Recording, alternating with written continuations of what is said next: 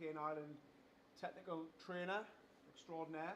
So he's going to do all the important stuff and hopefully teach you one or two things about aircon. We're live streaming tonight apparently as well, so no one can see you guys, but Can't do that. yeah. If you want to swear at me at the end when the stream's finished. Yeah. No, do it anytime. It's 2025. Yeah. So agenda. So really quickly, and I do mean really quickly, I'm going to go through who NRF are, the NRF offer, because I want Dave to have as much time to talk technical, because that's why you're here. You're not here for a sales pitch, so you won't get that. Then we've got the aircon side of things, which Dave will go through. And then any questions at the end, or throughout, I guess. It's an interactive session, so shout up, as long as it's not abuse. So, the UK tech team, it's not a criminal lineup.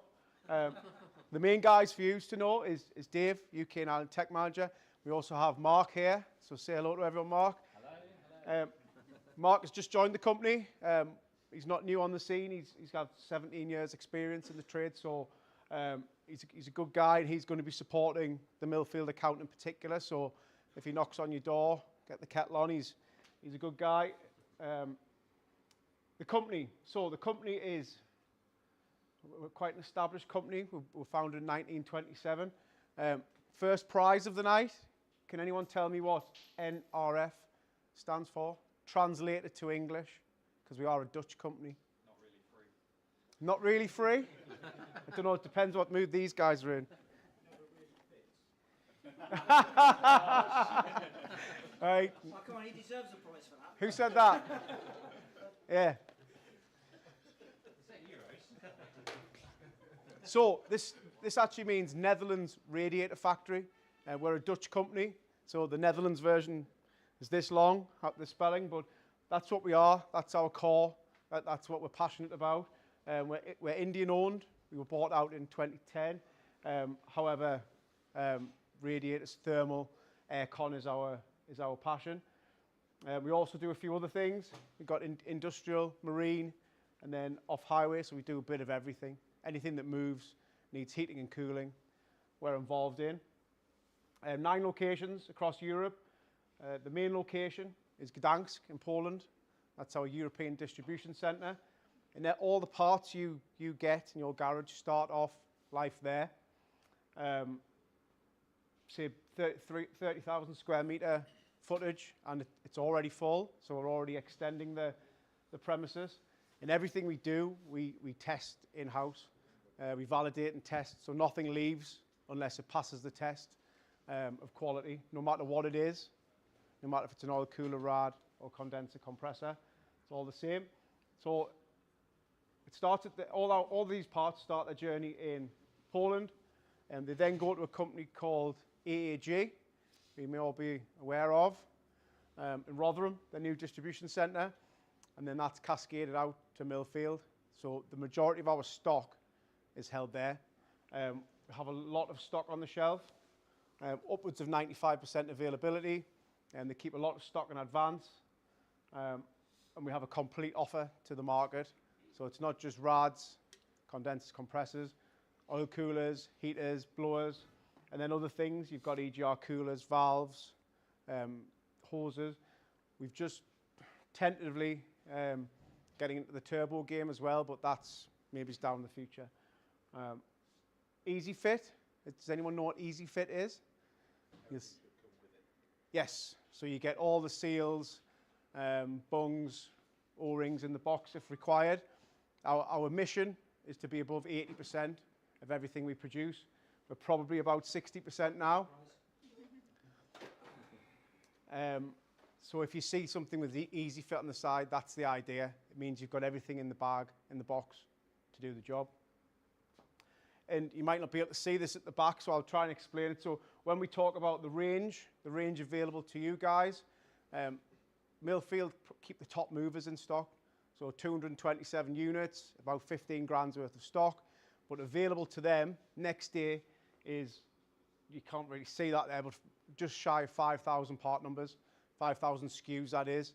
So you've got access overnight to over 500 condensers, they're the big numbers, and 1,200 radiators and 400 compressors. So a big range that you can have access to overnight from these guys.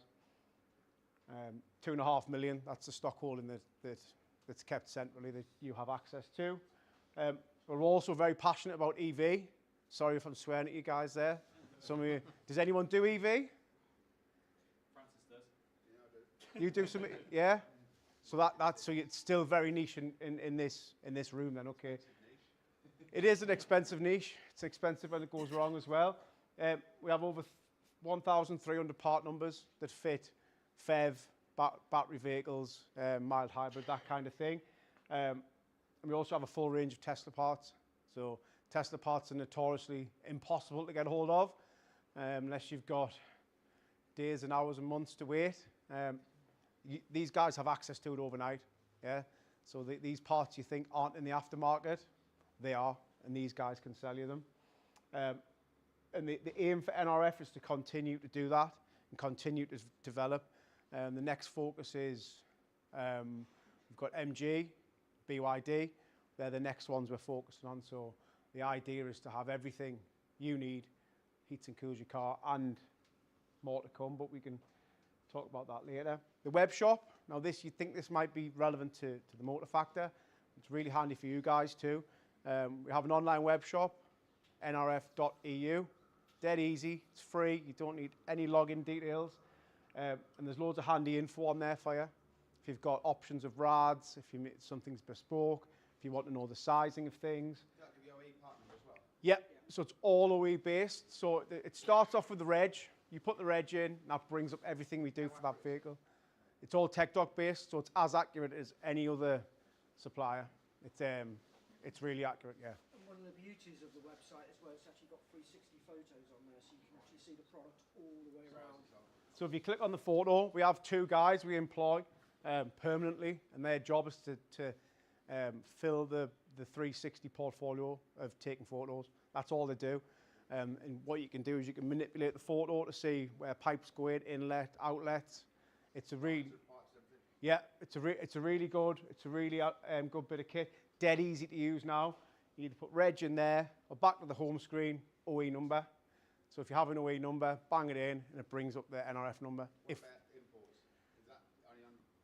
It's UK reg. At the minute, it's UK reg? Yes, Not chassis number based? At the minute, no. Because tech doc is chassis number based as well as. Yes, we pull the reg to the K type, so it's done a little bit differently.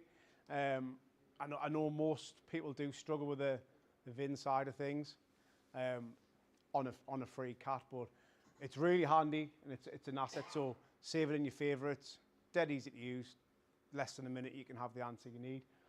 And that's it from my side. So over to the technical side of things. Yes. There you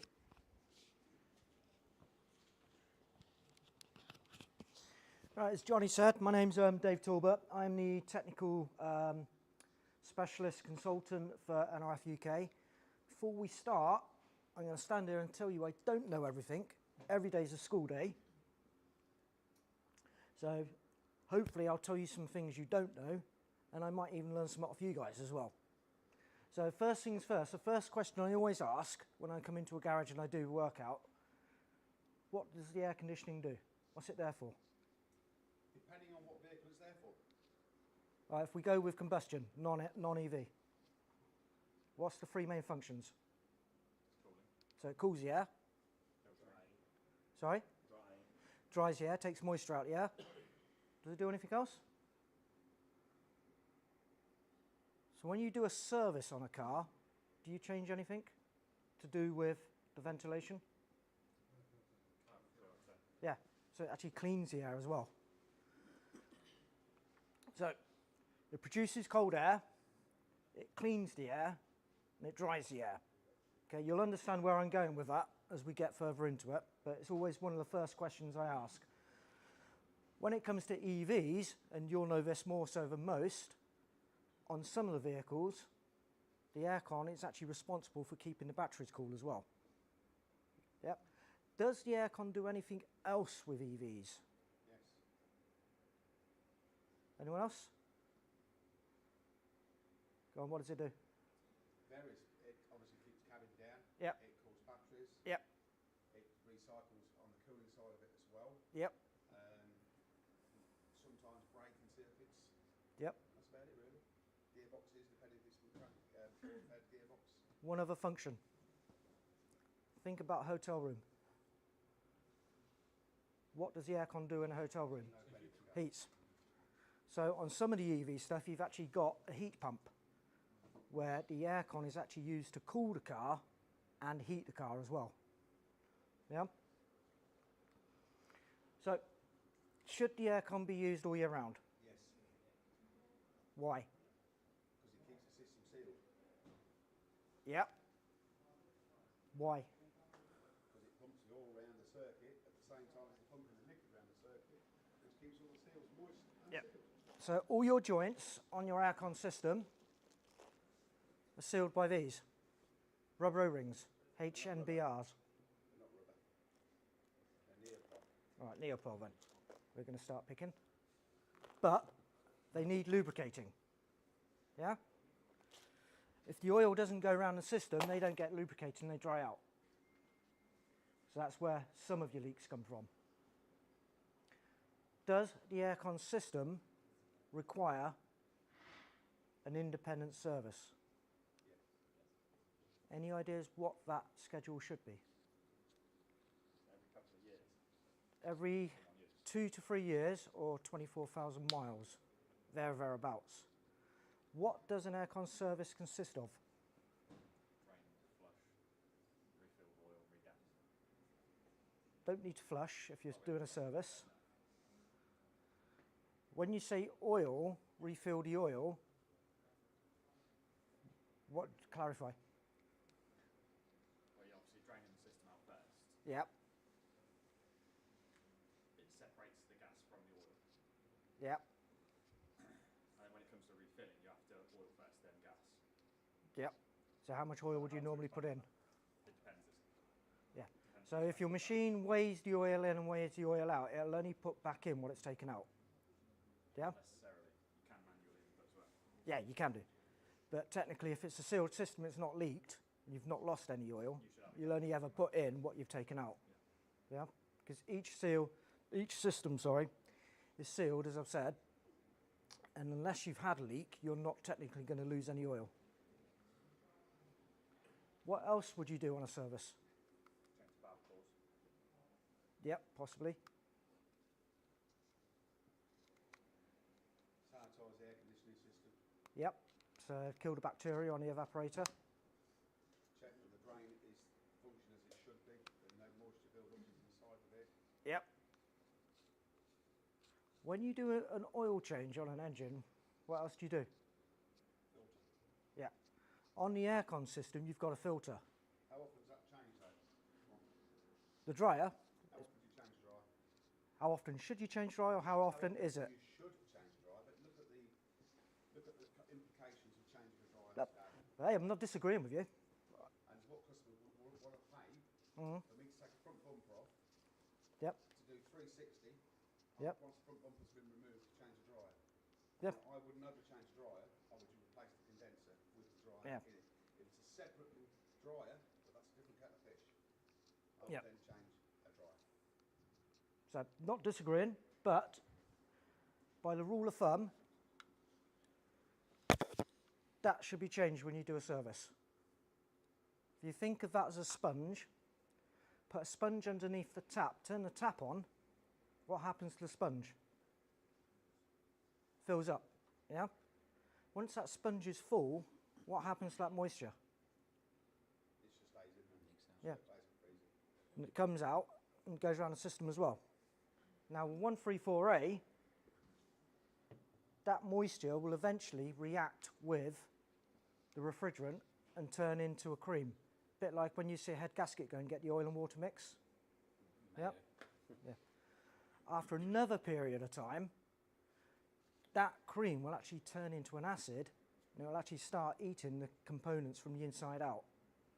Now, I don't know how many of you actually do aircon today, but some of you may have seen it where a car's come in and the whole front of the condenser is perforated and it's leaking like a sieve. And that could be down to acid in the system, too much moisture. Another reason for changing out on a regular basis is if that does become full of moisture, as you said, it will actually eventually freeze, but also it will drop the performance of the aircon system as well, once it's full of moisture. Is there anything else we should check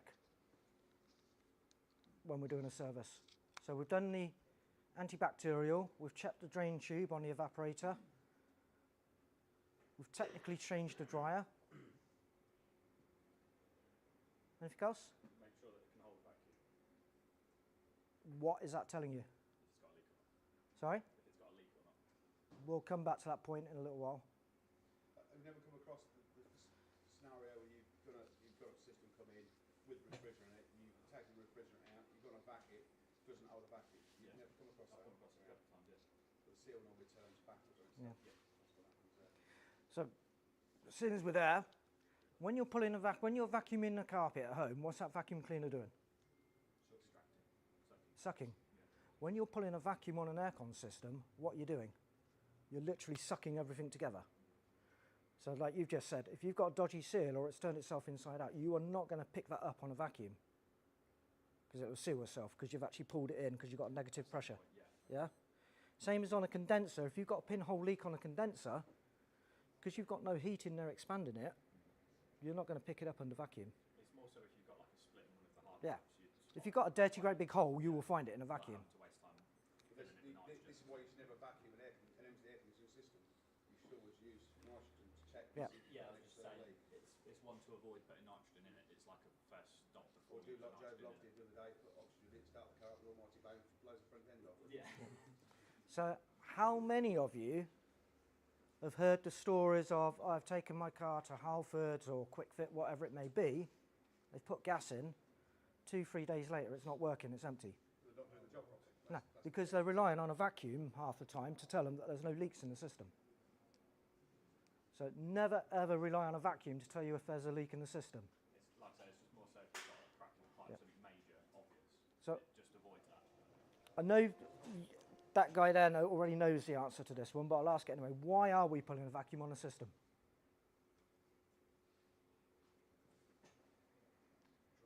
It's drying it out. Yeah. So when you pull a negative pressure on a system,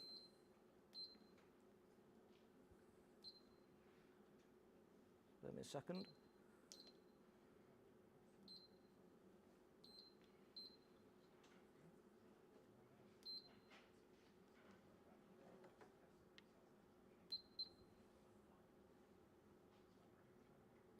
So when you're pulling a vacuum on a system, you're actually boiling off the moisture. So you can see the water in there. You can actually start to see a bubble now.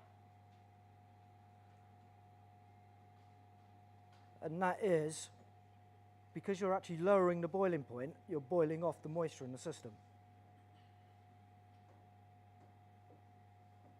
Okay? We could be here all night if I wait for that. See, people run like a 5-minute vacuum and then have Yep. problems with So, how long should you pull a vacuum for? 25 minutes. Okay, if you go by the letter of City and Guilds, when I did the F-gas, they stated a minimum of 20 minutes. Is 20 minutes enough? Depending on the system you put in. Yeah. So, if you're doing a mini, for instance, 20 minutes is okay. But if you're doing a dual aircon system where you've got an evaporator in the front and an evaporator in the back, 20 minutes enough? No. So you have to adjust your vacuum time in accordance to what you're working on. Yeah? So going back to the service then, is there anything else we should check?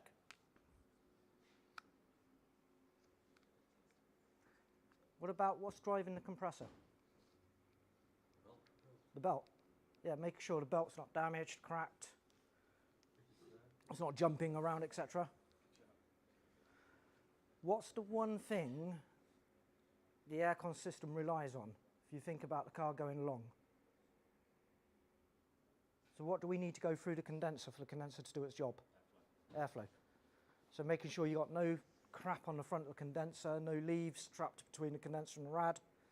and also at the top where the blower motor is as well. Make sure there's no leaves or debris stuck up there as well. And then, of course, just check your pipe work, make sure none of it's rubbing on the chassis, rubbing holes through it and all that sort of stuff as well. So, there's your aircon circuit. Are we all familiar with the aircon circuit? So if I turn around and ask you now then, what is the state of the refrigerant from the compressor to the condenser? So you take the name of the component, it's compressor, so what's it doing? As it says, compressing. Yeah, so it's compressing, it's turning a low pressure gas into a high pressure gas. Yeah? And with high pressure, what comes with high pressure? Heat. So that pipe between the compressor and the condenser is going to be hot. Yeah? As the gas goes into the condenser, as the vehicle's going along, now think of a kettle. Put water in a kettle, boiled kettle, what have you got coming out the top? What happens to the steam when it cools back down? Yeah, it goes back into a liquid. And that's exactly what you're doing with the condenser at the front of the vehicle. So you've got high pressure gas coming from the compressor into the condenser. As the vehicle's going along, you've got the ambient air going through the condenser. And what it's actually doing, it's taking the heat out of the refrigerant and turning it back into a liquid. Yeah? It then comes out of the condenser as a high pressure liquid, goes through the receiver dryer, which we've already spoken about. What's that doing? Yep. Anything else? So it's got two names. We either call it a receiver dryer or we call it a filter. So what it's actually doing, it's taking the moisture out of the refrigerant, but what it's also doing is filtering out any rubbish in the refrigerant as well. Yeah? Comes back out of the receiver dryer as a high pressure liquid. Then it goes up to the expansion valve or fixed orifice tube. But the fixed orifice tube is the opposite side of the evaporator.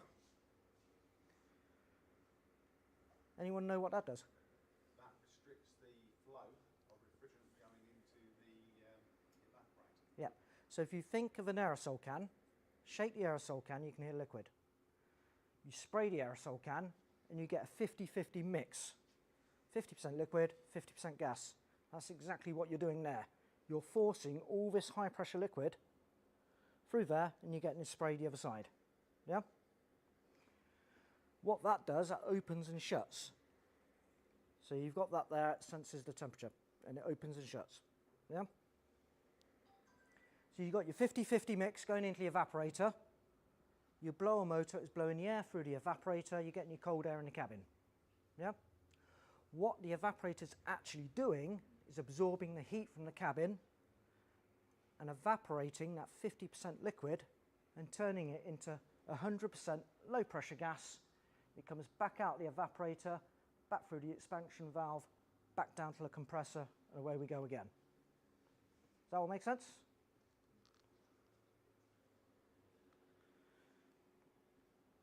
So these pressures aren't 100%, but what you've got, so from your compressor to your condenser, you're going to be looking at around 15 to 20 bar, there or thereabouts. From your condenser back round to your expansion valve, you're going to be looking at around 10 to 15 bar. But here's where the magic happens. Because we've turned it back from a high pressure liquid into the low pressure vapor liquid mix, your pressure drops dramatically down to 1.7. So we've gone from 10 to 15 bar to 1.7 bar. So obviously by dropping the pressure, we're actually dropping the temperature of the refrigerant as well. And it comes back out of that as around 1.9 to 2 bar, and it's a little bit warmer because we've actually taken the heat out of the cabin, turned it into a low pressure gas, and it comes back down to the compressor. Agreed? So, I've kind of explained the high side and the low side. So we've all seen an aircon machine, yeah? So where's the high side gauge reading from and to? I'll say after the condenser. Sorry? No, I'm just going to shut up. The low side is from evaporator to compressor, Yep. and the high side is from compressor to Yep. condenser. Yeah, that's what I said, yeah. Smaller. I'll give you half a prize. I'll take that. Just what I need. Yeah, one sock. He's got to earn the other sock. So, Johnny, shut up. So there's your two gauges. So on most machines, you've got a shaded area on both gauges which tells you roughly the working area of where the needle should be. Yeah? So as we've already said, the high side reads from the compressor up to evaporator, and then from the evaporator back down to the compressor is your low side. Yeah? They are your best diagnostics tools for the aircon system. The reason being is we're all happy to grab our Autel or whatever it may be, stick it on the vehicle, and it'll give us a trouble code. Sorry? Only if it's a Volkswagen. Now that will tell you if the solenoid valve in the back of the compressor is not working. It will tell you if the pressure switch isn't working. But is it going to tell you if the system's blocked? The gauge will say the system's not working. This is my point. But by the way, if anybody wants any information on what he's explained tonight, I have got, when I did my header course 30 years ago, I've still got my books. And if anybody wants anything, I can photocopy and give it all, or give it to Melissa if you've got it. So it gives you the diagnostic information, Yep. what he's talking about. It's there, black and white. I might have a rest in it and let you come and do it for me. Now I've totally lost my train of thought there. So your aircon gauges on your machine are your best diagnostics tools when it comes to the actual aircon system. Okay? They will tell you what that system is doing at any time. So if you've got a blockage on the expansion valve, for instance, is your diagnostics computer going to tell you? So while we're on the subject then, you're not allowed to answer. You're not allowed to answer because you've got a prize. If your expansion valve was blocked, what would your gauges read to start with? So if we come back to this picture, you've got your refrigerant going up to there, but you've got no refrigerant going through the expansion valve. Before you start it? No, when you start. No, when the system's running. When the system's running. As soon as you start it, Yeah. the gauge will ping over. No, but I heard the pressure will increase. Sorry? Yep, so the high side will increase. The low side would actually go into a vacuum. Because the compressor is going to carry on pumping, but because it's not drawing anything down, it'll go pull itself into a vacuum.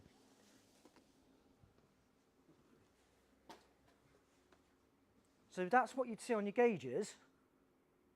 Would you actually physically feel anything? Yes, you would. Yeah. On the high side pipe, it'd be fucking red hot, excuse my French. I said it very quietly, forgetting I've got a mic on me. What would the other pipe be? Nothing. Be ambient, pretty much, wouldn't it? The other point is, if you've got no refrigerant going through the expansion valve, what else isn't going through the expansion valve? Oil. So would you hear anything? Your compressor would actually start rattling its nuts off for a period of time. It doesn't release the pressure on the compressors. Yeah. So it'd actually just start getting louder and louder and louder. So again, you're never going to pick that up on your diagnostics. It's about using your eyes, your ears, and the temperatures, and obviously reading the gauges. So again, I can't reiterate enough how important those two gauges are when you're trying to diagnose a non-electrical problem on an aircon system, shall we say.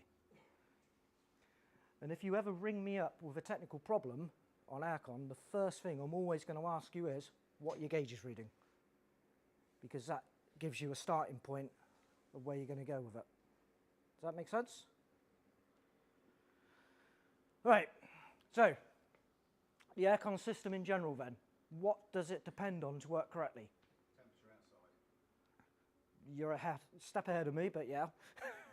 So firstly, it depends on the hard parts. Yep, so your compressor, your condenser, your evaporator, your dryer, your expansion valve, all them working correctly. If one of them isn't working correctly, it's going to have a knock-on effect elsewhere in the system. Yeah? Power supply. Why are we worried about power supply? What's the main component within the aircon system which we look needs power? Pressure sensor, yep, but more importantly the compressor. Yep. So on your clutched compressors, it's either going to be 12 volt or on some ag truck 24 volt. Yeah. Do we know the difference between a clutched compressor and a clutchless compressor?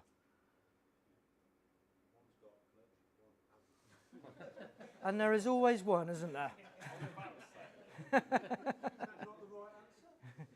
It is. Now you've given me the right answer. Do you want to explain? Yeah.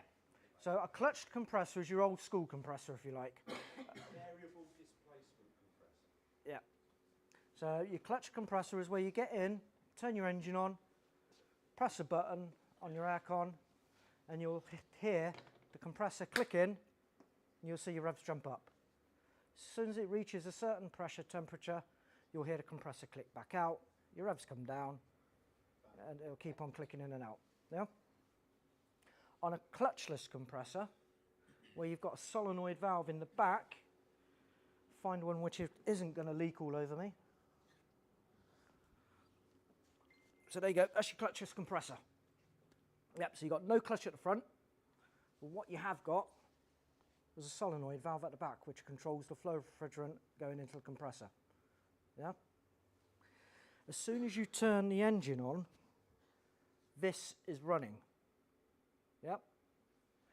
As the gentleman said over there, it's a variable displacement. As soon as you turn it on, you've got a swash plate inside, and it's literally just doing that just enough to push the oil and refrigerant, but it's not actually compressing as such. Yeah? Put the aircon on,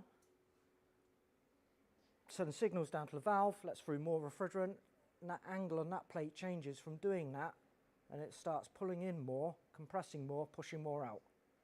Put it on maximum, the angle of the plate changes again from doing that to drawing more in, pushing more out.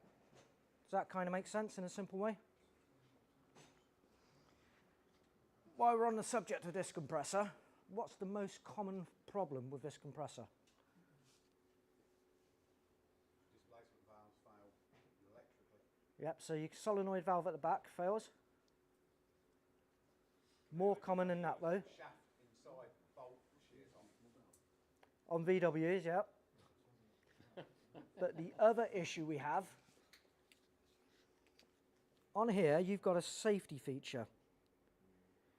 3 pins. They're 3 shear pins. And what they're there to do is literally, as the name suggests, shear if there's a problem elsewhere in the system. And they will actually shear off, disengage the compressor to protect the compressor. So say for instance you've got too much refrigerant in there, creating too much pressure in the compressor. Do they not have a pressure relief valve in either? Some of them do, yeah. Not all of them, but some of them. Sorry? That's Denso, wasn't it? Yeah. Sandon and Denso have them. This one hasn't. Yes, it has. Sorry, I'm looking right at it. So anything above 30 bar, 35 bar, and it will actually chuck all the refrigerant and oil out of that pressure valve. And you'll know because the engine bay will be literally covered in oil and refrigerant. But other things which could cause those 3 pins to fail is a dodgy belt tensioner, where the belt's doing that. Believe it or not, a dodgy running diesel engine can take them out. Too much oil can take it out. when these first came out, we're going back to the Golf Mark 5, I think it was. They used to fail for fun. What's the one thing we've all got on our vehicles these days? You stop at a set of traffic lights, what happens? Yeah. Stop-start was actually taking the compressors out and snapping those pins because it was literally such a violent stop-start all the time because they got the tolerance wrong on the pins. And the company I was working for at the time, we used to have so many of them come back purely just for that reason.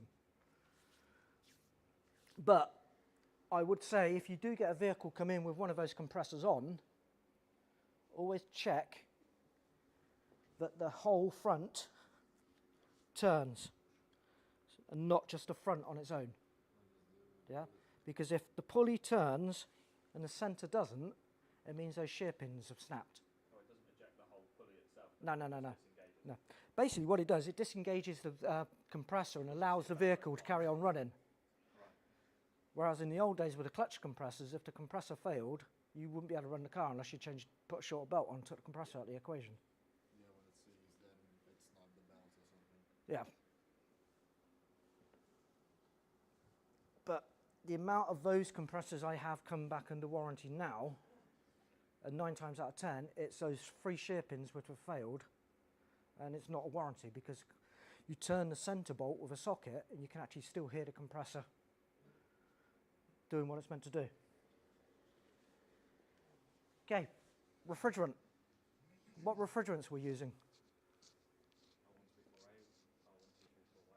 Yeah, sorry, you don't get a prize for that. It's too easy a question. Sorry?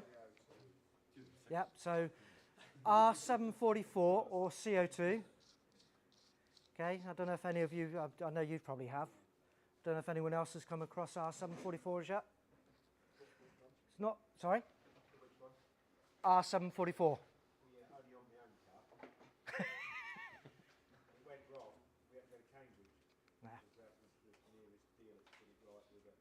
Well, an aircon machine for R744, I looked at the price. £8,500. Yeah, I decided for one fill it weren't worth it. I mean, CO2 itself is as cheap as chips, but the machine, and it runs at silly pressures. So, but you will start seeing more and more and more CO2 as time goes on. Anyone heard of R444? That's normally though in commercial base though, isn't it, you see, at the moment? Yes and no. The only reason I bring that up is because I actually had a WhatsApp today from a colleague in Spain. It's all about dropping that into 1234YF, aren't they? Yeah, it's actually already on the market in Europe. There's a drop-in replacement for YF and 134A. Because there's the big issue of contamination from 1234YF. Yeah. What's the gas it produces? I can't remember what the gas is. It produces a gas which will kill you. Mustard gas? No, I don't know what it is, but you need like 10 grams of 1348 to mix in with YF, and it'll kill you. Don't know. Do you want to start? People are putting the 1234 in a YF system. They are. Unfortunately, the aftermarket. The aftermarket is its own worst enemy. Terrible. They'll always try and find a short. Come through with butane in them, so. Yeah, they'll always find a shortcut. There are adapters out there on Amazon and wherever where you can actually buy them, and they'll actually allow you to put 134 in YF and vice versa. So, yeah. Okay, so oils. What oils we're using in the aircon system? Depends what vehicle it is. Let's generalise it slightly. Ag oils. Yeah, so PAG oil. Can you use, so you've got PAG 46, PAG 100, PAG 150, yeah? Most common one probably is PAG 46. Can you use a PAG oil in an electric compressor? No. Okay, I'll ask someone else why. Anyone know? Sorry? Correct.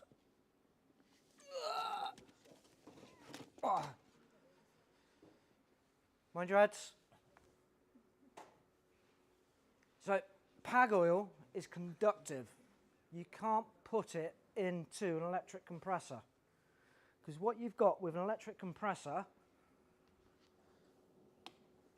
is literally a lump of aluminium. You've got no pulley on the front, no nothing. You've got two scrolls in there, and what those two scrolls do, they do that to compress the refrigerant. So the oil goes over the scrolls, lubricates the scrolls, but what that oil also does is go over the electric windings in the compressor to cool the electric windings down. So if you put a conductive oil over those windings, what's going to happen? Yeah, your compressor's basically going to go bang. So you have to use a POE oil in EV systems, unless it otherwise specifies. Okay, there is a Pag oil out there which has been specially designed for electric, but it has to be OE specification. Is there such a thing as a universal oil?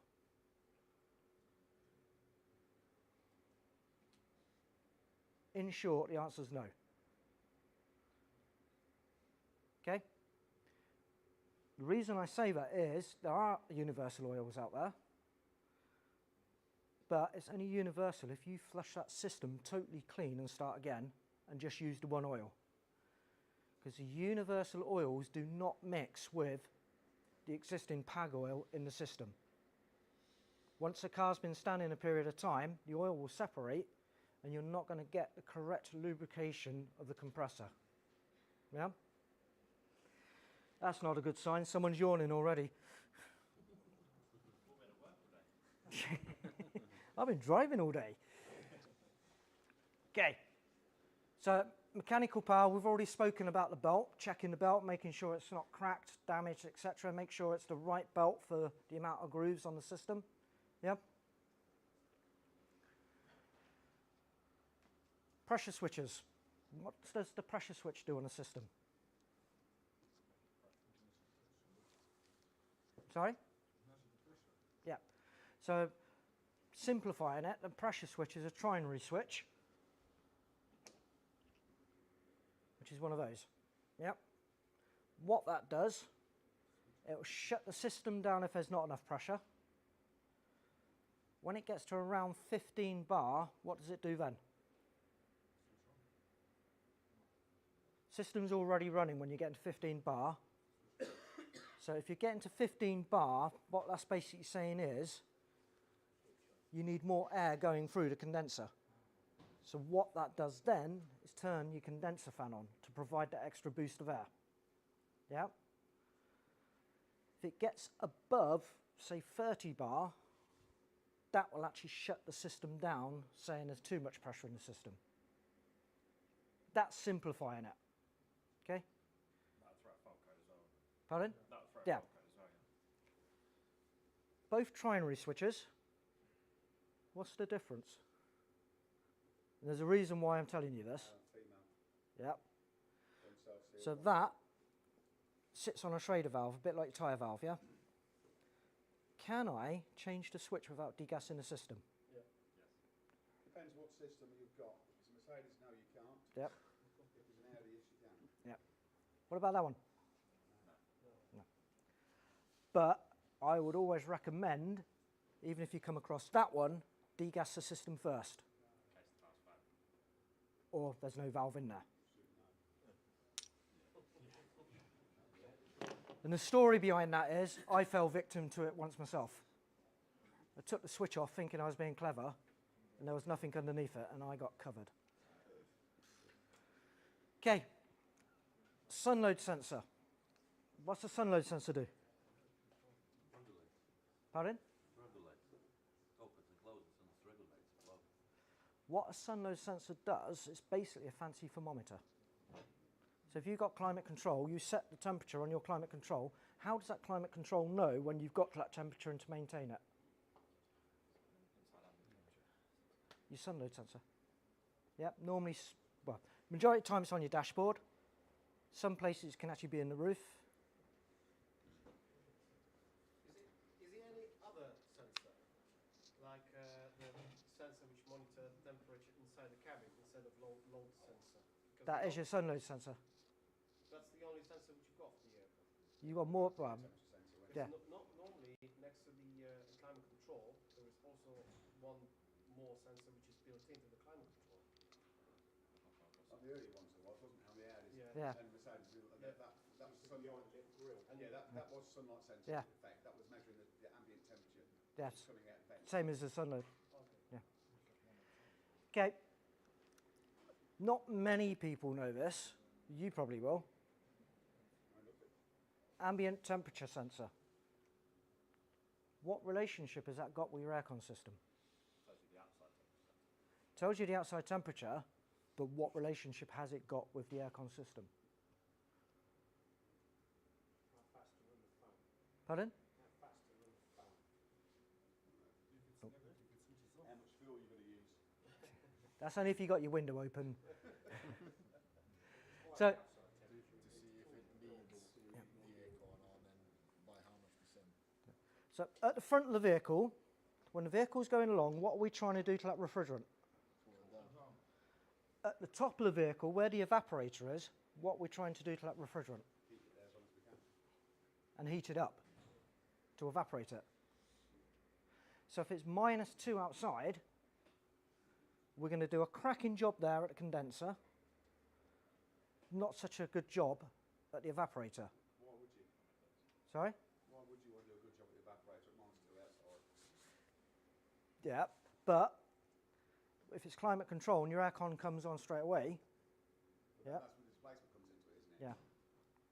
But what the ambient temperature is there to do as well is stop the compressor coming in if it's too cold outside, because you're not evaporating that liquid in the evaporator. Yeah. Condenser fan we already know about. Blower motor we already know about. If neither of those are working, it can have a knock-on effect on the performance of the system. Pollen filter, obviously, if that's not changed and it's blocked, that's going to have a knock-on effect elsewhere in the system as well. Yeah? So, on these gauges, going back to the gauges then, there's one thing I've not mentioned which could affect the pressure readings on those gauges. So say the vehicle's fully gassed, everything's hunky-dory. Yeah, we're all happy with that. But we're reading high pressures. What could cause those gauges to read slightly higher? Both gauges being high. Sorry? Both gauges being high. Or just Possibly more so, well, yeah, but the high side would be higher.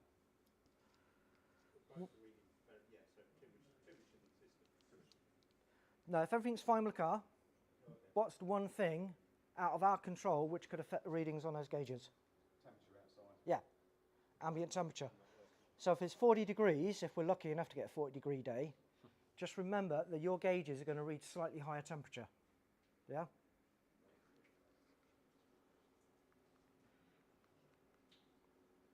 Okay. Common compressor failures. When you buy a brand new compressor, does it come pre-filled with oil?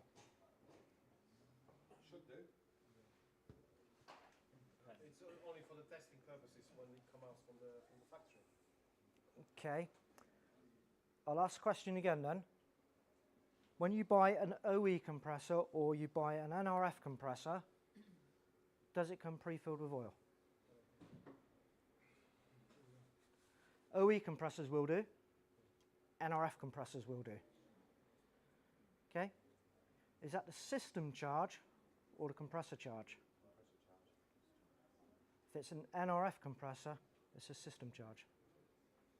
Do you not drain your compressor? Because I always drain my compressors out. Always. We don't, well, we supply it fully charged with oil, and the onus is on the person fitting it to drain it and put the right amount back in. Always. Yeah? And it will state that on the fitting instructions inside the box. How many of us read fitting instructions? So, one of the main reasons a compressor will come back under warranty, and I'm not having a dig at you guys, is the person fitting it. Because they've not checked the oil, they've literally treated it as a bolt-on product. But if it's only NRF that's supplying it with oil already charged in it, No. No, It's not there's stated clearly for us. the only reason I stick to NRF as a brand is one, I've worked for them, and two, I know that NRF always come pre-filled to the system charge. To any of us that have never dealt with NRF before, we Yeah. wouldn't know. So NRF compressors come pre-filled with oil and it's a system charge. If it's a pattern compressor from another company, the chances are it will only be shipping oil. So again, you'd need to drain it and put the right amount of PAG oil in or POE or whatever it may be. Yeah? How many of us know how to drain a compressor? And I'm not trying to teach you how to suck eggs, so please don't take offense. Again, depending on the compressor type, Yeah. some of them have a drain valve bung on the side of the compressor. So if we take this compressor, for instance, what we've got there is a drain plug. Yep. So what you do then is obviously undo that, get a measuring jug, turn it upside down, keep turning it. On these, you're going to have to get a socket on the centre bolt, turn it, get the pistons moving so it actually releases the oil. You can hear it actually when it's coming out. You can hear the pistons Yeah. going plop, plop, plop, Yeah. and it'll get less and less and less. So, how much do you think a compressor should hold if it wasn't a system charge, just a compressor charge? It does vary, before you tell me, but how much roughly? Guess about 10 grams. How much? I'm guessing. That's how I was. Compressor will hold around 50% of the oil charge for the whole system. 160 on average. Yep. That's the system. As I've already said, on the clutchless compressors, one of the common faults is the belt tensioners on the belt. Takes the compressor out, snaps the shear pins.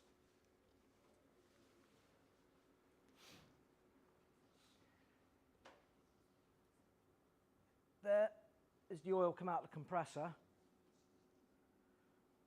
but you can see you've got debris. You probably can't see it back there, but you've actually got debris in there as well. But you can also see the marks on the bearing plate where the debris has gone through the compressor. Okay, obvious one with that. Yep, separation, and we've got less than 10 mil of oil in the compressor. And you can see the damage it does on the swash plate where it's scored. Where the swash plate gets scored, where do you think those metal filings are going? Going around the system. So what it will actually do, if we have a look at the condenser, that's the size of your tubes inside the condenser. So if you start getting debris going through the system, what's going to happen to the condenser? It'll block. And if you're lucky enough, it will get to the dryer and block the dryer. Yeah? But once the condenser's blocked, you cannot flush that through, so you end up having to replace the whole condenser.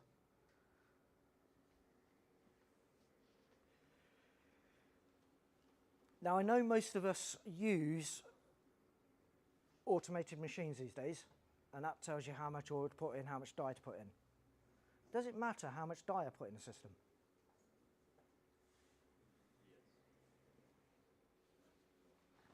So let's rephrase the question. If I put, say, 60 mil of dye in a system, am I going to find a leak any better than I would do if I put 10 mil of dye in the system? Why would you put dye in a system if you know the system's sealed? Yeah. Dye was used as a very popular leak deterrent 10, even 15 years ago. I'd take more than that. Yeah, well, I mean, it's always been used, but gradually we've started phasing the dye out. Because one, if a car comes into you empty, you've got to nitrotrace it or OFN it before you gas it up. Yeah, because you can't put gas into a car which comes into you empty and you suspect there's a leak. So you have to pressurise it first. Unless your help is correct. Yeah. Because they flout the laws. Did you know there's a £100,000 fine knowingly to allow us refrigerants to escape to atmosphere? And you're personally liable for that, and it's an imprisonable offence to do it. But did you also know, if we're going to go down this route, The F-gas certificate, you only need an F-gas certificate to recover from a vehicle, not actually gas it up. And you do not need an F-gas certificate if you're working on off-road, so agricultural. As mad as it sounds, that's the way it is at the moment. And you don't need an F-gas certificate for using YF 1, 2, No. 3, 4.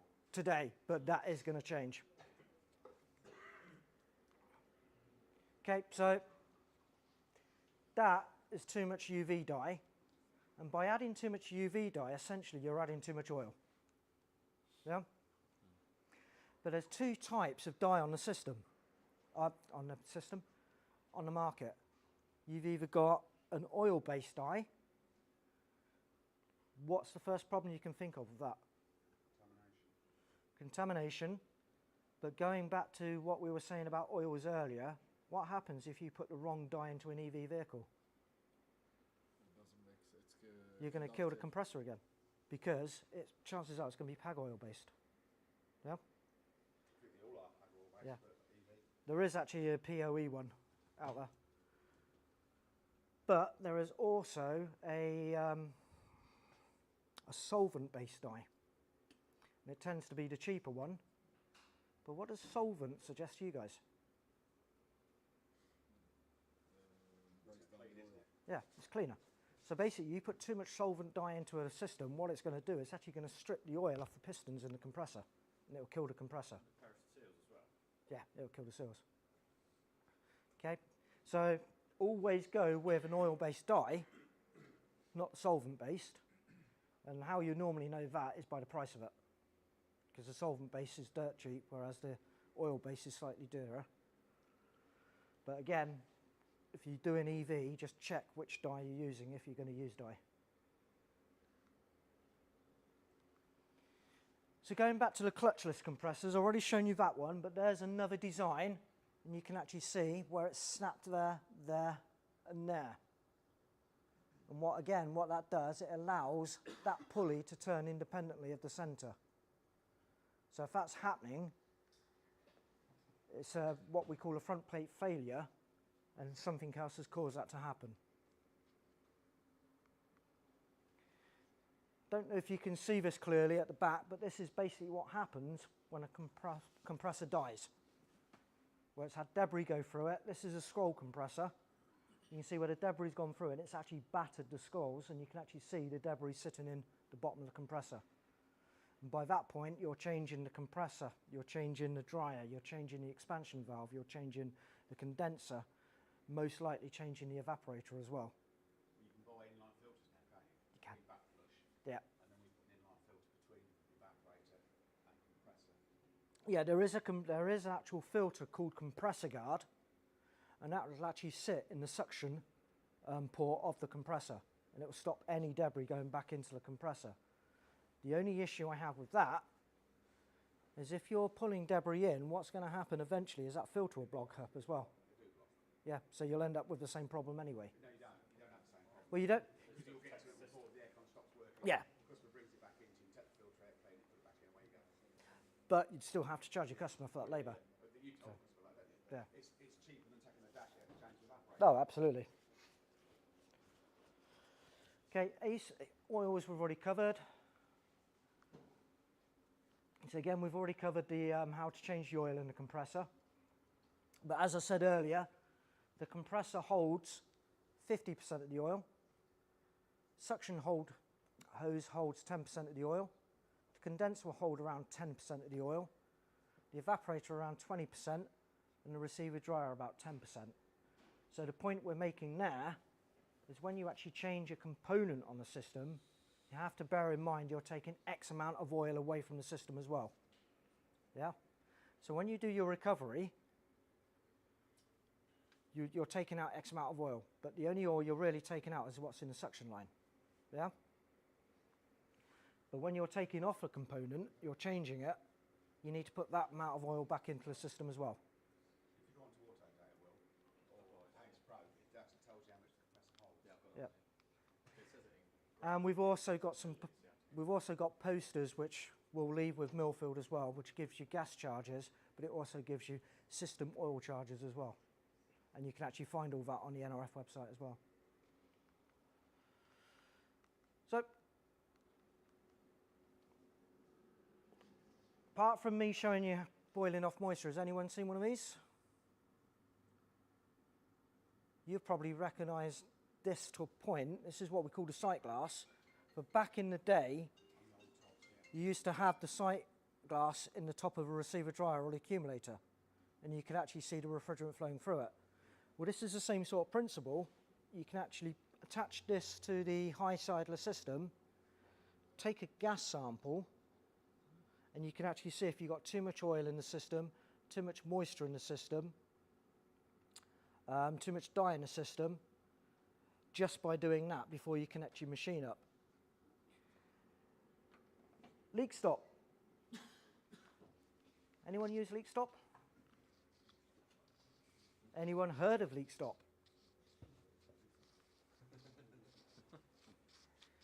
Some nervous laughs going on. Depends on the polymer, doesn't it? It's Yeah. polymer system or non-polymer system. It's a car being a thing, isn't it? A lot of money that goes wrong. Yeah. Leak stop, Sold it by then. it reacts with moisture in the system on some of the leak stops. What happens is, if it finds the moisture, it will go hard. In the actual aircon system itself, it's not too much of an issue, but from your point of view, if you're working on a vehicle which has had leak stop in it and you're not aware of it, you do a recovery, pull that gas out of that vehicle, you're also pulling out the leak stop. And this is where the headache starts for you guys, because in there, you've got a mini aircon system. You've got a compressor, you've got a condenser, you've got a dryer. Yeah? So it stands to reason you've also got moisture in there. What happens is, if you pull that leak stop into your machine, it'll literally block up every pipe and everything in that machine. And I kid you not, it'll be cheaper for you to go and buy a new machine. Well, I'm on to the second one this year. Yeah. It'll be cheaper for you to go and buy a new machine than it will to try and have that fixed. So always be mindful of that, of leak stop. And Okay. it's non-detectable either. Even with the new latest information, it's non-detectable. There is a product out on the market called Recycle Guard. It's a bit like an inline filter, like you were talking, but what it does, it filters out the leak stop. But now again, I don't sell the sight glass, so I'm not trying to flog you something. But you put the sight glass on the system before you connect your machine, you can actually see the leak stop in there, and it's like a jelly. You'll see it as a solid mass. Move the sight glass like that, you'll see the gas move, but you'll actually see the leak stop as a solid jelly mass moving as well. I'll show you a video afterwards I've got. So, for the sake of 150 quid, whatever that may be, it will save you £2,000 on a new machine. Definitely cheaper. And again, like I said, I don't sell them, so there's no benefit to me. But it does show you leak stop in the system. And you can actually use that as an inline filter on your machine as well. So, there's an example of refrigerant without dye in it, so it's nice and clear. That's a sample of refrigerant with the right amount of dye in it, so it's got a tinge of green to it. Too much dye there. What's wrong with this one?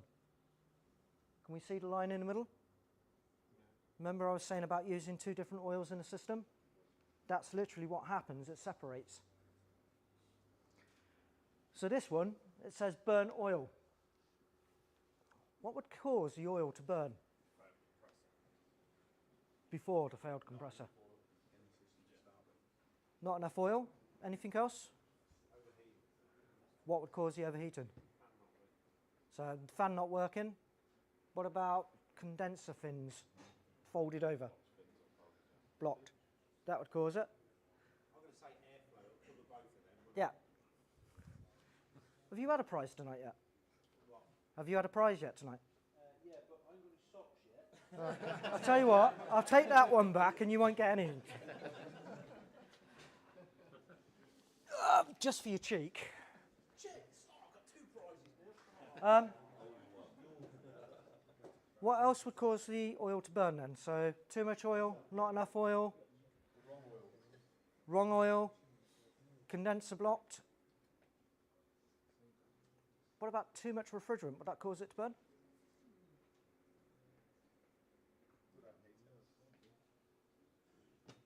Yeah, it cause high pressure. And what comes with high pressure? And this is what I was telling you earlier, badly explaining it. Too much moisture in the system. You can see it's all creamy, and you can actually see it floating there as well. Okay, so here's a few warranty samples I've taken out of different compressors. What's wrong with that one?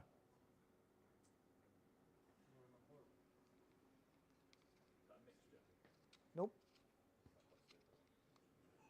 So it's got 30 mil in it. Is that enough? No. So not enough oil in that one. What about that one?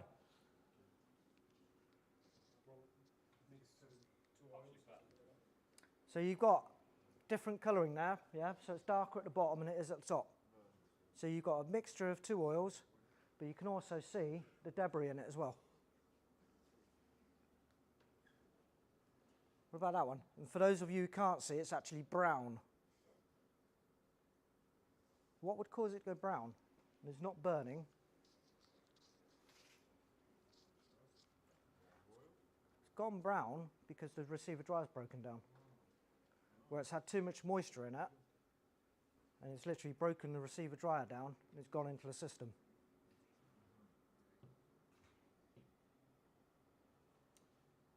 And this one? Sorry? So, it's not burnt, it's got too much dye in it, and we've only got 40 mil. So again, it's probably had shipping oil in it. They've put a load of dye in it, and the compressor's failed because it's not got enough oil.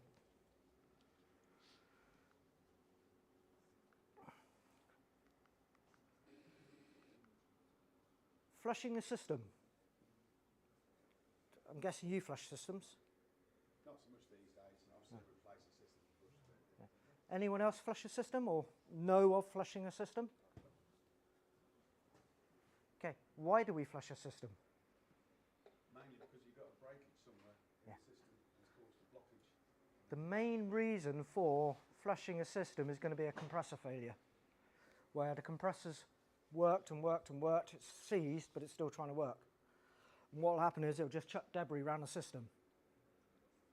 Okay, now I'm not going to go through the flushing procedure with a £2.5 grand machine because you're all going to sit there and laugh at me.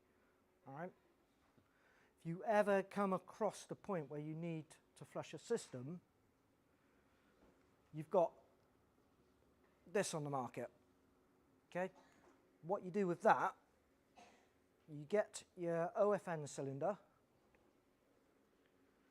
you put flushing fluid in there, you connect your OFN cylinder, you break the aircon system, and you flush each individual component with that, and the flushing fluid goes into a bucket.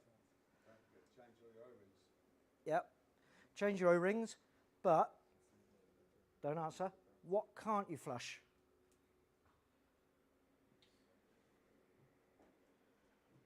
So first things first, you can't flush that because you'll be changing it anyway. Anything else on the system you can't flush? You change your condenser. Sorry? You can flush your evaporator.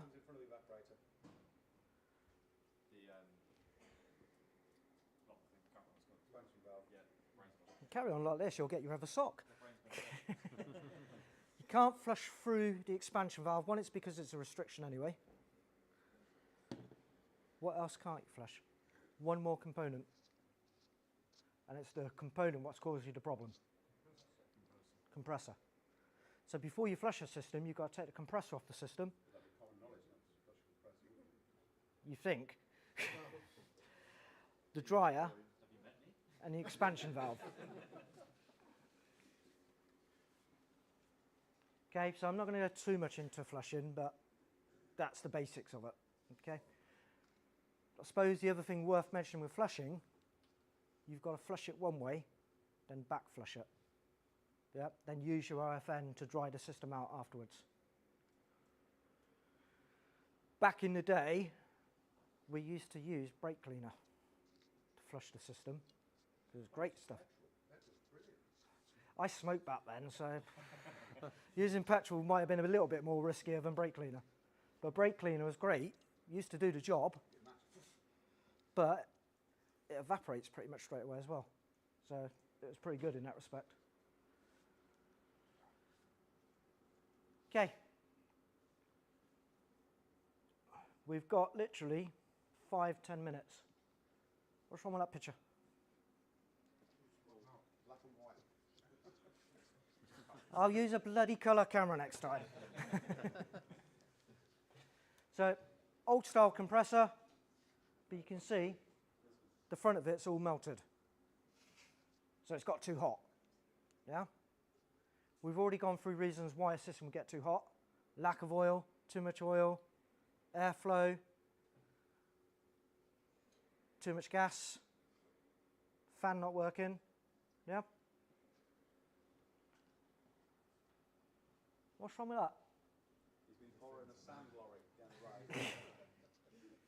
Basically, the bottom of the condenser's dropped its ass off. The fins have all rotted. Theoretical question. Car comes into you. The first quarter of the fins are all missing on the condenser. But, hold on, you've not heard the whole story yet. He's going away on holiday tomorrow, because they always are. The system's not leaking. Would you regas it? No, sent to Halfords. But it's going to come back to you the following day. Just bearing in mind we are live streaming this, I don't want to get sued. Sorry? Does it work when it comes in? Yeah. It does? Yeah, it's not got enough gas in it, but it's working. Would you regas it? I'd recover it and do a nitrogen test first to see if it held pressure at the correct pressure for a length of time. If it held the pressure at the correct pressure for the length of time, then I would regas it. Okay. Because I know it's a sealed system. Yeah. But Technically, no, because it's damaged and therefore it wants a condenser. hey, I'm not here to preach. At the same time, I get it from your point of view as a garage, you can't afford to turn away revenue. Yeah? Liability risk, but No, it's not. The only thing I would say, if you're going to do it, all right, let's twist the question around a minute. What would happen? What could happen if you regas that vehicle and you've got half the fins missing? Depending where it's going on temperature-wise, it overheat. Yeah. Hot, and then it could That's basically where I'm going with it. Yes, the system might be holding the gas, but those fins aren't there to make the condenser look pretty. They're to transfer the cold air to the tubes to cool the refrigerant down. vehicles come in not efficient, Yeah. full of to the maximum with refrigerant, and they're not efficient because the condenser wrong. Yeah. So by all means, I'm not saying don't do it because we all need to make a living. But what I am saying is just put some on the bloody invoice when you send the car away saying, look, you've asked me to regas it, the system's not leaking, etc. I've done this, but this could happen. that's what I meant by liability risk. Yeah? What's wrong with this one? So the belt's cracked. Is that going to cause you issues going down the line? Yeah. It'll take the compressor out eventually. Pollen filter? Is it critical? If it's blocked, it ain't going to work, is it?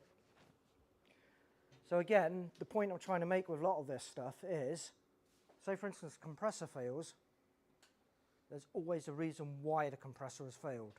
It's not the compressor what's at fault, it's something else further in the system. Yeah, what's caused the compressor to fail. Does that make sense? Okay, so moving quickly on then. When you first connect your machine to the system, it's fully gassed, system's not running, what are your gauges likely to be reading? I'm not looking for a pressure reading. Sorry? Yeah. So normally it should be around 4 bar each side, but they'll both be equal. Yeah? What would change that pressure reading? Watch, not running, Not running. low pressure. Yep, so lack of gas or ambient temperature. Yeah? What would you expect to see your gauges reading once you turn the aircon system on? 10 to 2. 10. Yep. 10 on what? High. High, 2 on the low. Yeah? So if you've got a high side pressure, that's telling you that the compressor's creating the pressure. If your low side's going down, A modern vehicle, depending on the ambient temperature, it's anywhere between 5 Yeah. and 7. Really, really hot day, between 10 and 15. but on the low side, if your low side's going down, that's telling you the compressor's sucking. Yeah? So that's a good indicator that the compressor's working. So there you go, rough idle. As the gent just said, that could be slightly lower on high side. Okay? One way of checking to see if the compressor is working is to get a hot air gun and go on the outside temperature sensor and heat it on a cold day. You'll see the high pressure Yeah. rise instantaneously on the replacement compressor. Very good way of checking to see if the compressor's working. No, absolutely. Okay.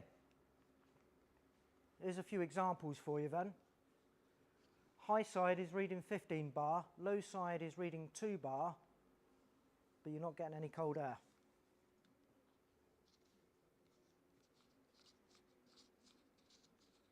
So we know What's by the the... aircon pipes doing?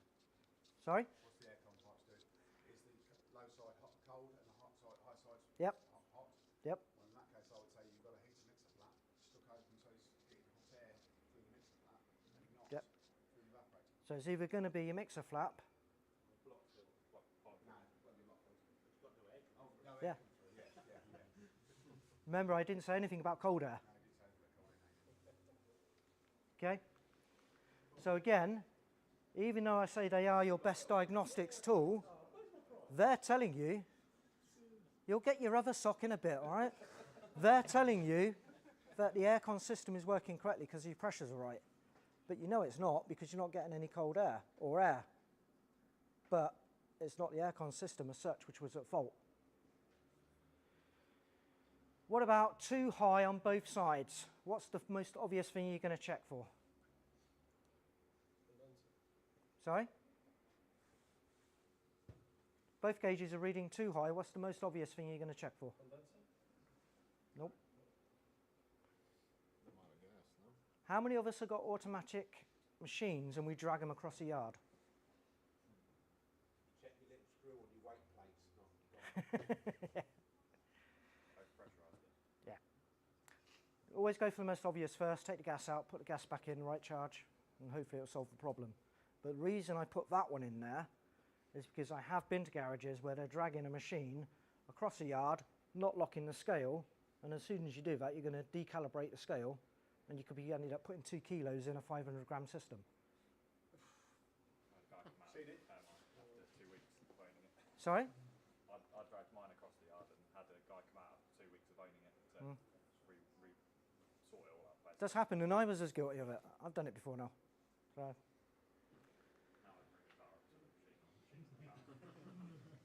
So, we spoke about the expansion valve blocking. And the high side was reading high, the low side was in a vacuum. Yeah? But if you get those readings, is it necessarily going to be the expansion valve? No.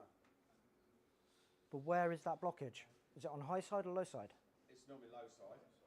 And it's normally, well, it could be high side, but it's normally low side. And it's normally going to be on the return on the expansion. Yeah. On the evaporator to the compressor. You can't pull the vapour back. Yeah. But normally that is the case. You'll see the high side rise 15 to 20 bar normally. Yep. And then the high side needle will fluctuate like this. Okay, obvious question. And if both gauges are reading too low, what's going to be the issue? Either leak or not enough gas. One, same thing. What if both gauges are reading normal? It's clutch compressor. The compressor's clicking in and out, in and out, in and out. and your condenser fan's constantly running, what's going to be at fault? What controls the fan? Pressure sensor. And you'll know this, the VAGs, the switches fail for the fun of it. Okay? So always check your switch.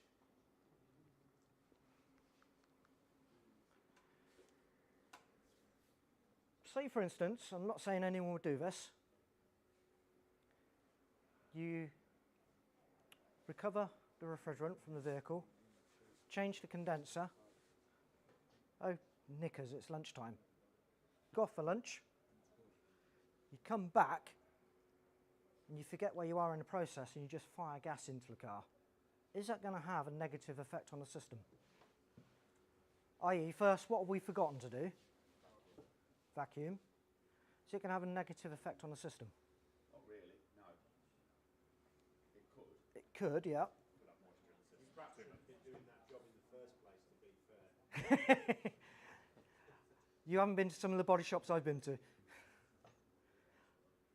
But what else are you trapped in the system apart from moisture? Air. And that could have an effect on your readings. It'd have to be a lot of air, but it would have an effect.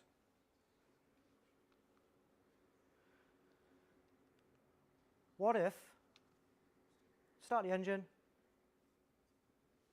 put the aircon on,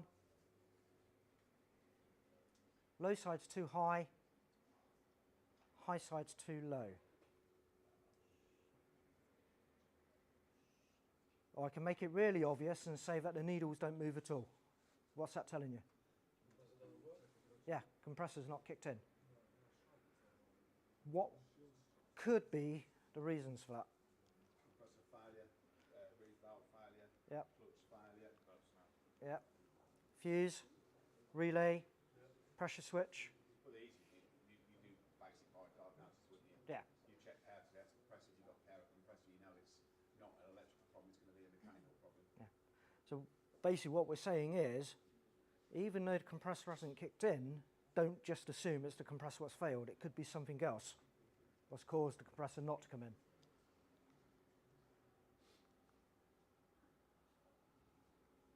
Okay, remember we said about the expansion valve being blocked and what your gauges would read. If the expansion valve is fully open, your low side will be too high, and your high side would read high.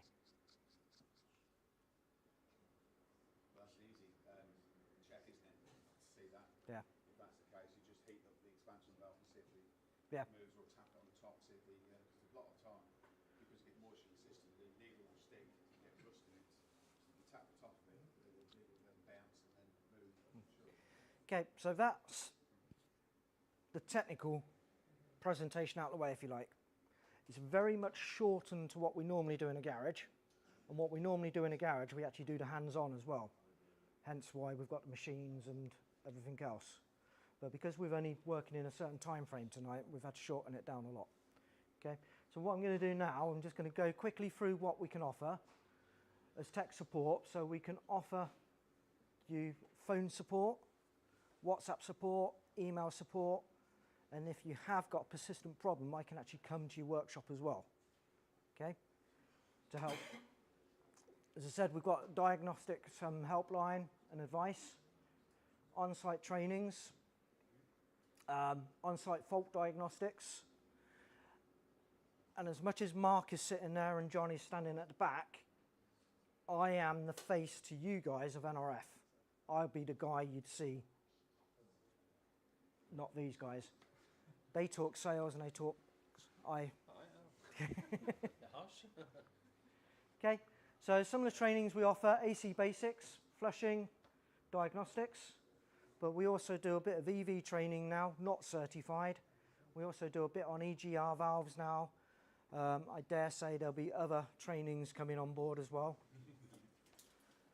What we also do as well, we support these guys with trade shows. We come out and do trade shows with the van, etc. We do workouts. and so on and so forth. What I also do is I'm responsible for doing all the warranty inspections for the UK. So any warranties which come back to Millfield, for instance, they'd send off then to Rotherham. I go up once a fortnight, once a month, and I actually strip down the components and try and find out what's gone wrong. One of the reasons we do that, because if we do find a genuine warranty, we can actually feed that then back to product management and quality control, so we can act on it straight away, as opposed to flooding the market with faulty product all the time. Does that kind of make sense? So we try and be proactive in the warranty side, because I'm not going to stand here and say we don't have warranties, because we do. No matter who manufactures a part, there's going to be warranties. But we try and be proactive and sort it out before there's an actual problem. Okay? So thank you very much for your attention. Have you guys got any questions for me? Yeah. I was afraid of that. I know I was late, so maybe actually the question was, the answer to my question was earlier. What's happening if you vacuum the system, you pressure the system, you check everything is holding the pressure, yeah? And then you're pumping the refrigerant, yeah? Yep. It's supposed to take, let's say, 550 grams, yeah?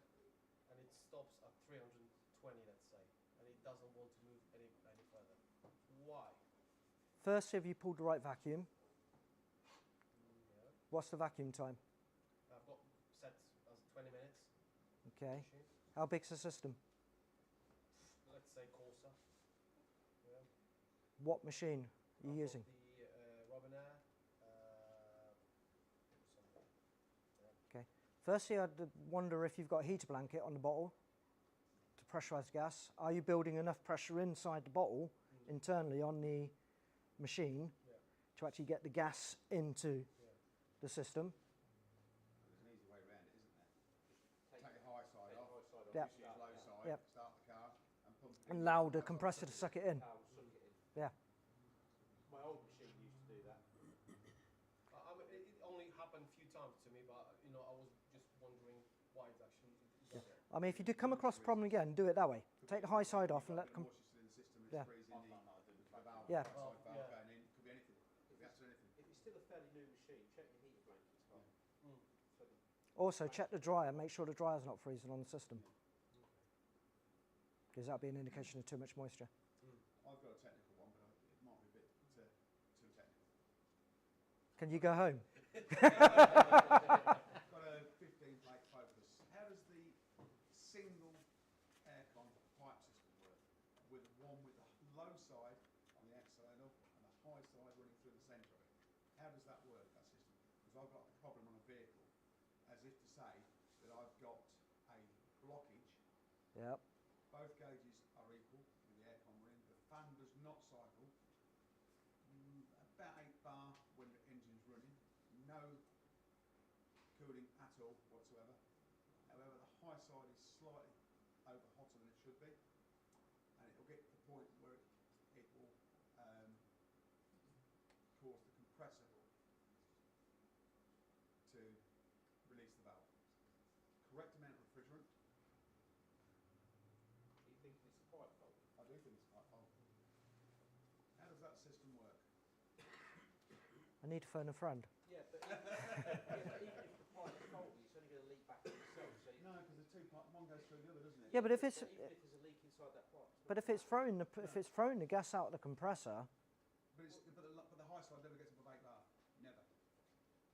that doesn't make sense. So No, I'd expect it to be 20 bar. And I thought I bought too much refrigerant in this. I thought initially it was the modulator on the fan causing the problem, so I changed it. Because we pinned it, and because it works the negative side. But I just don't. before you go, give me contact details. I will get the answer for you tomorrow, because we've got a guy over in Poland It's confused me. who's a proper. He's done every course going. I'll have a chat with him.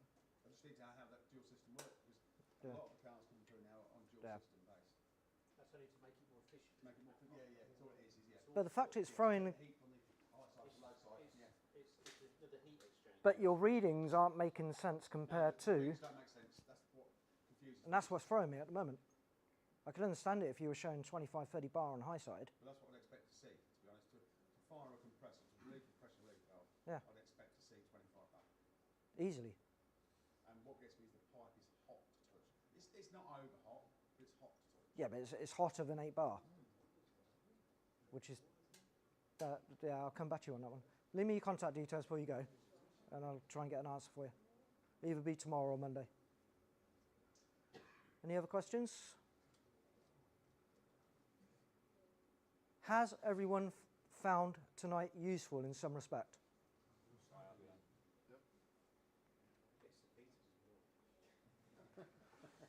Just, Fuck's sake. I give up. All right, guys.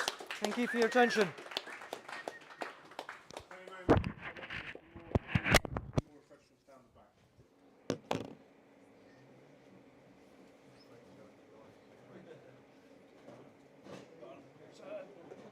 A pair of socks, 3 beers, socks. Anyone?